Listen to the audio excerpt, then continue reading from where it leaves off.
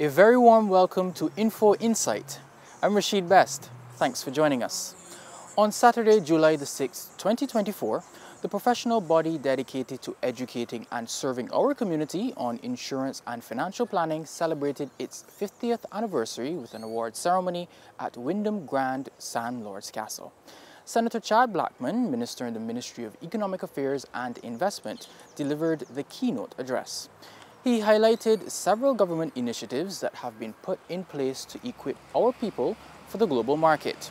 Minister Blackman also underscored the importance of these efforts in today's economy. Only a week ago, life could have been completely different. And therefore, the challenges that we now find this evening, particularly as insurance executives, and professionals and advisors, this evening is timely, certainly to my mind, in that regard and beyond. Now, your association has a rich and illustrious history spanning 51 years of operation in Barbados. And having been established in 1965, when a number of agents came together and founded the body, this body, which will represent the agents in the life insurance industry, whilst providing improvement for their image to the public, and at the same time, and importantly, advancing the professional development of its members in the insurance and financial advising sectors. And I really want to take this moment to say congratulations to all of you, because you're a very thriving, robust, and engaging association of which this country owes you a great debt. So I truly believe that deserves a round of applause. Now, in preparing for this evening, I'm advised that part of the association's mandate is to really provide a comprehensive overview in terms of resources, training, education for your members, whilst ensuring that they're equipped within the moving environment of the sector. And let me pause there. And why is that important, and why did I highlight it? The only thing that remains constant is change. And notwithstanding that you started some 51 years ago, and you work in various insurance companies, you being a part of this association, that part of training, that part of retooling yourself is critical. Why? Because as you go into the marketplace and sell the products of your respective companies, you're doing so in an environment where there's that constant change. There's a constant change in attitudes of the public, there's a constant change of attitudes in the consumers, there's a constant change regionally, globally, geopolitics, cost of living, and therefore, how do you now equip and re-equip yourself and your members in that environment so that you not only become relevant, but you continue to thrive? I glanced, where is it? Here, part of your mission statement, to be the leading body in the Caribbean. That is no easy task to achieve, but your history over 51 years provides you with the firm catalyst to do so. How many of you believe that you are already the leading entity in the Caribbean within your space? Let's start there. I see one hand. Let's ask again. How many of you believe, it's not my mission statement, you know, it's your mission statement, but it says it right there, to be the leading insurance and financial advisors association in the region. How many of you believe it?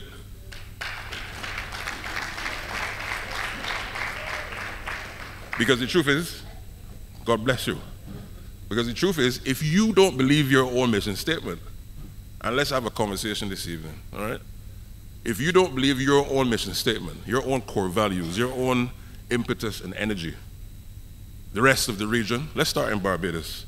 You're doing very well in Barbados, and you've done very well in Barbados, and you continue to do so. So you've ticked that box, fine. But to be as bold as you say in the region, you must therefore now continue to re-equip and retool yourself with the core philosophy of BARAIFA. We all on the same page? You have that legacy. You have that in your DNA. And therefore, moments like this serve as a good platform for re-evaluation. And that's why I said the theme that you've chosen, reimagine, evolve, and win, could not have been even more apt of a theme this evening.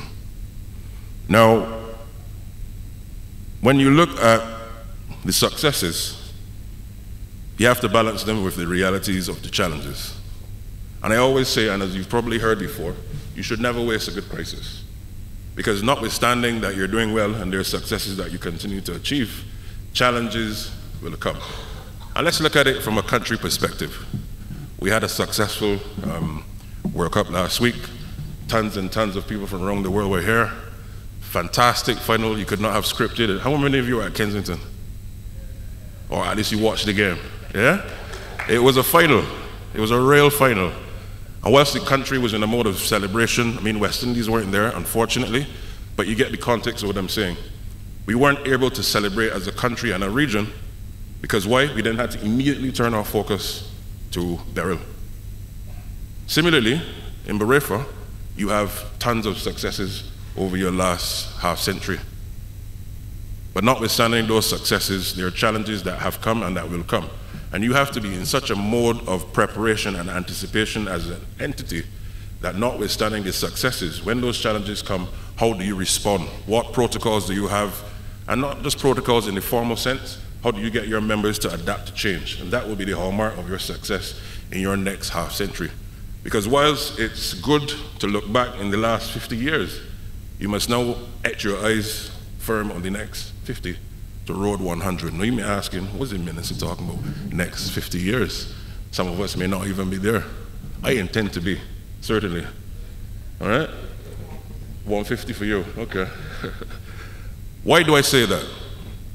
When you look at China as a country, as a philosophy, their philosophy is that whilst I am perhaps going to live, I don't know, 60, 70 years as an individual, the collective, we have a responsibility for the next 1,000 years of generation of China.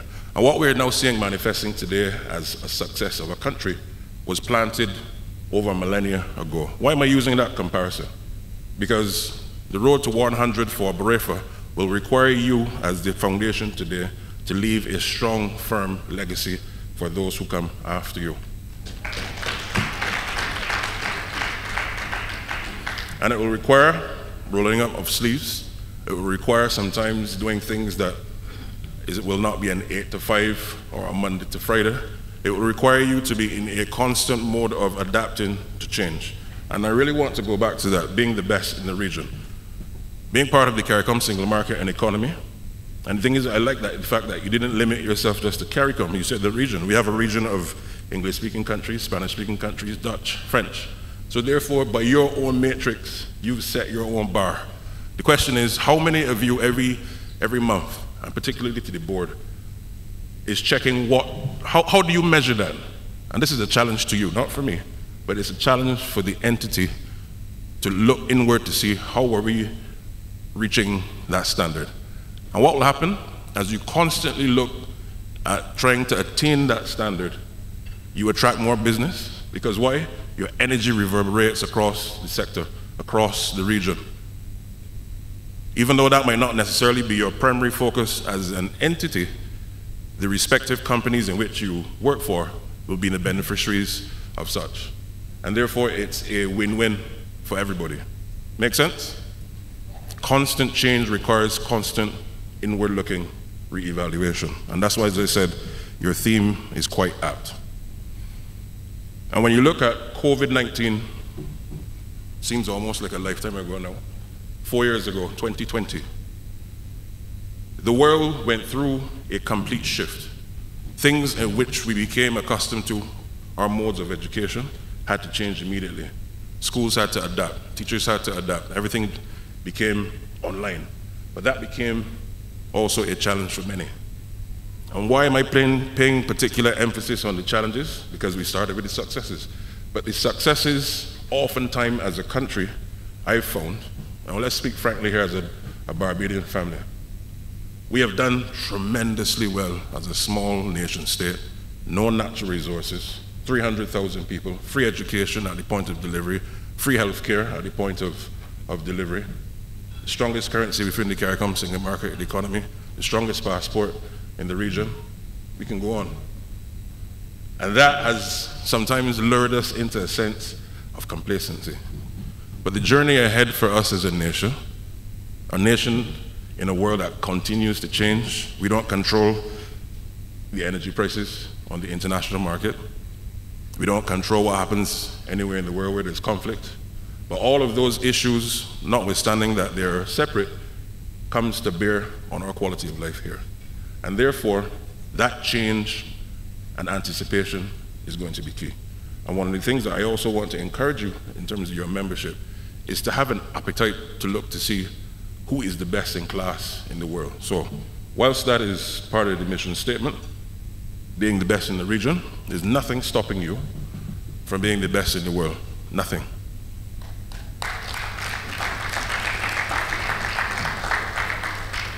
And why do I say that?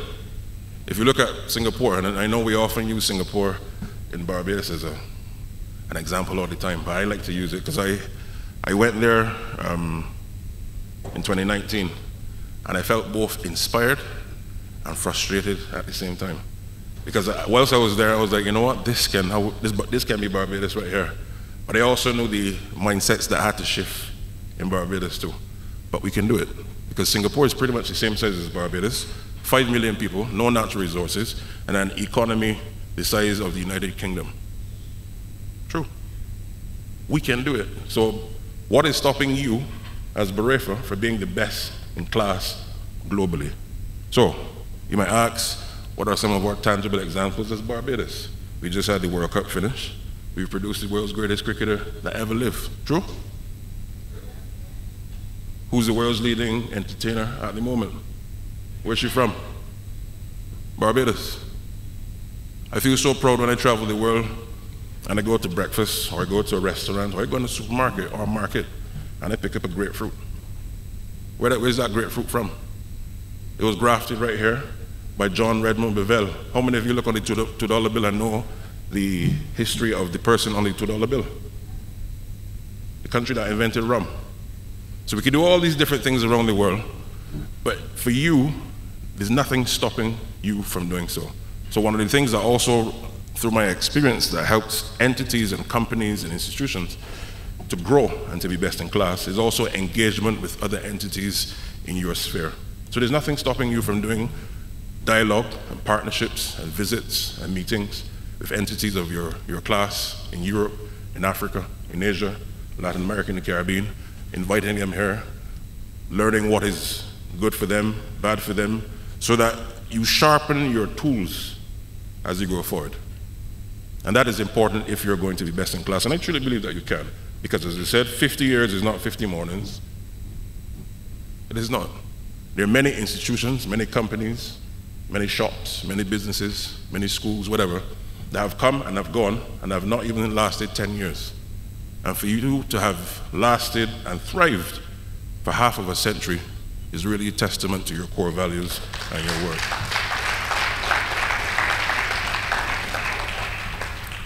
Now, when we look at the next phase of our development in Barbados, it is wrapped up in a number of things. And one of those things will be for us to be a knowledge-based economy. And what do I mean by that? Hitherto, up to this point, we've placed high premium, and rightly so, particularly coming out of independence. We've placed high premium on education and tertiary education and certification. I get it. It has worked well for us up to this point. But in my view, we've now reached a ceiling. Because why? That certification, whether it be associate degrees, help me, bachelor's, master's, PhDs, generally, it has allowed for us to increase our wages, better jobs. We're very qualified and certified in this country, arguably the best in the Caribbean, because we've had free tertiary education for a very long time. So it has worked for us. But where the world globally is going, the next frontier will require us to use not only certifications, but here. This is the new gold, the new bauxite, technology and data and intellectual property. And therefore, Barbados now, and the Prime Minister has made it very clear, that we're now moving into a mode of ensuring that with that surplus certifications that we have, our people coming out of university, polytechnic, wherever, BCC, must now use their certifications into a mode of creating businesses based on those ideas, and not necessarily only working for somebody. Because when you work for somebody, you will get a wage, guaranteed. But that wage is capped. Whereas if you use this and your certification and your experience, you make more. And how? There are tons and tons and tons of challenges around the world, tons. And Barbados must be that global hub, because we're small enough to do it, that can look around the global horizon and see there's a problem in Hong Kong, there's a problem in Beirut, there's a problem in Jakarta, and we have the solutions here that we can export as services and ideas back and protected by intellectual property, and the revenue comes back to this country. And that is where we're going as a nation. But it requires a shift in thinking, and that's why there's the ongoing education reform process, because our curriculum, as I said, has done well for us up to a certain point.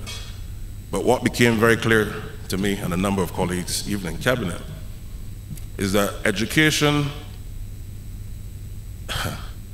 clothed in a colonial identity has not allowed us to really unleash who we are as a Caribbean people. Growing up in secondary school, I knew more about who was the king of this in Europe and the king of that. And I only knew 4 years ago in Geneva when I met the former ambassador of Liberia that 3, not 1, not 2, but 3 presidents of Liberia were born right here. See? But you were spoon-fed. Not even, and I'm not only talking in a teaspoon, one of them big spoons that is stir down your throat about Europe and who you are and this. And it was more appealing to learn and quote Shakespeare than to learn about Camel Braffett. You see my point? So when you talk about reimagine, we also have to reimagine who we are as a people. And once you start to reimagine who we are as a people, it will then drive everything. It will drive how we do business, who we do business with, and all the different things, because there are tons of opportunities. And I also want to touch on that. Africa. You come along here, and I remember at primary school, I don't know how many of you would know, but at my primary school, when they had school meals, and you don't eat all, the teacher would say to you, eat all of that, because you got children in Africa that will be glad for this. That sound familiar? Aha. So clearly it went across the landscape of Barbados, that narrative.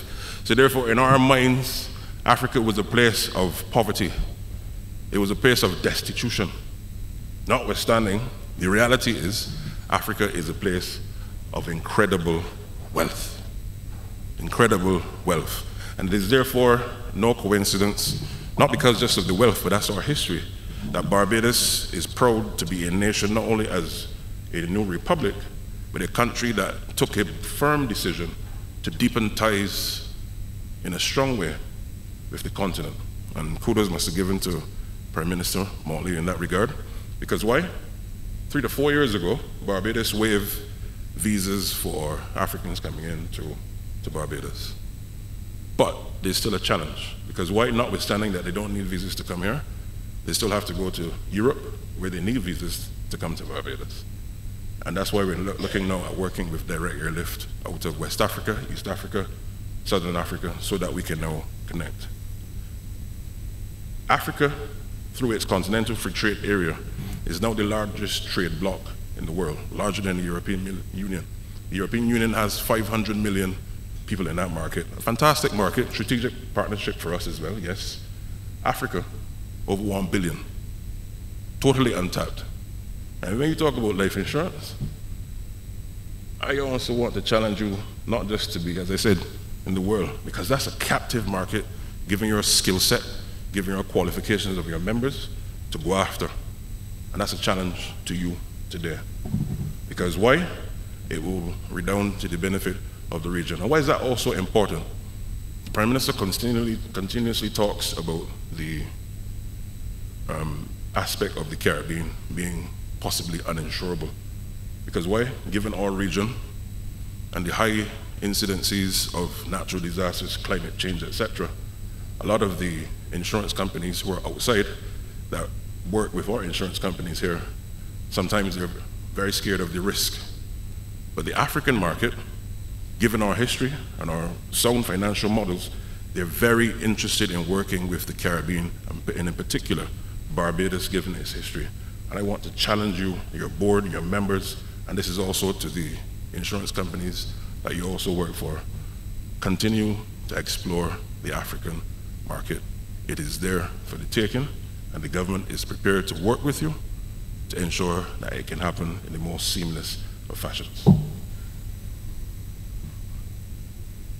And then lastly, because I know that you're in a mode of celebration this evening, and you're come to hear me giving a long speech, I simply want to say to you that as you go forward in your endeavors, don't just see the entity as providing training and support. Whilst that's necessary, it's not sufficient. You must become the voice of all of those in your sector. I don't want to use the word union, so it's not in that context. But every financial advisor, every insurance advisor must think, if I have a challenge, I am going to BARAIFA. You must be that safe haven and harbor for your members. You must show them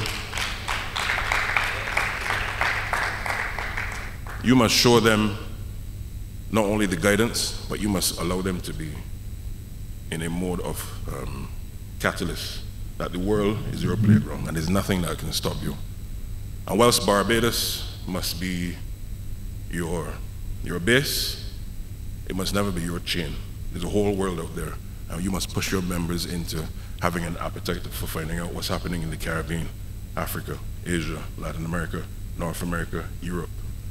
And once you can do that, the country will also continue to grow, and you will provide a valuable service that you've been doing for the last 50 years. And therefore, the road to 100, with 50 in the review, you will therefore now have a model, and a proven model. And I challenge you also to document your successes, because sometimes we have a lot of institutional memory here. New players come in, and they don't know sometimes the legacy, and they make mistakes that has been made before, when if there was a clear blueprint left for them, they can avoid that and continue to march on. So I just simply want to leave those words with you, and to be of good courage, and to continue to do well. And whilst you are working as the best in the region, as I said, be the best in the world. I thank you.